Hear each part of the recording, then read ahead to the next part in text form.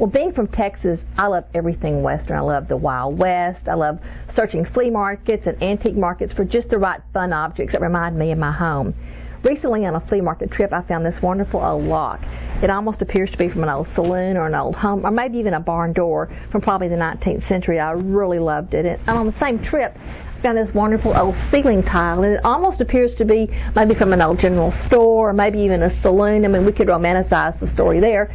But I love the patina of the coloration. I love the styling, and I particularly love this punched tin work effect. That was very interesting.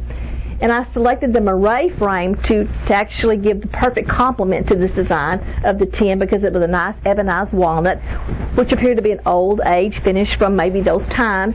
And I love the undulated surface because it appeared to give it an antiqued quality or an older nature.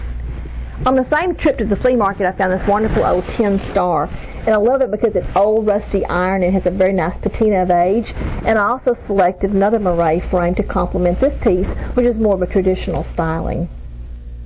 As I said, I love tool leather. I recently found these wonderful old vintage cowboy boots at the flea market. I love everything about them. I love the color of the leather. I love that they've been worn and they've been loved with age. I like the stitching on the top of the boots as well as across the toe.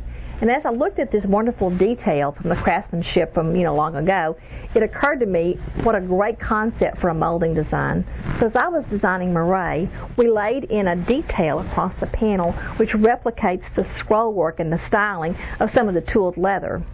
And then to give a background for the particular styling of the stitching, we put in sort of the punched look, the punched tin look that we saw in the detail here. So both the tin panel and the boots gave us great inspiration for the marais panel. And then to accent these particular motifs, we've laid a gray glaze into the patterning and settled it in so that you actually see the pattern nicely. And it's finished off by a beautiful ebonized walnut edge.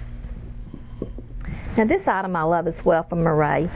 A little bit simpler in design, but it appears to be hand-hewn or whittled. It has an undulated top surface, which gives it a nice hand-hewn appearance, and is a beautiful complement for a wide variety of home styles and artwork.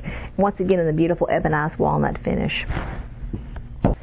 So we've seen the more masculine side of marais. It's got a dark finish. It's got beautiful workmanship that reminds us of the Old West.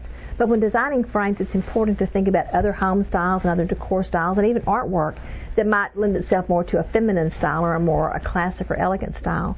So marais is also available in a beautiful aged silver and aged gold finish in an expanded group of motifs that lends itself more to the classic home.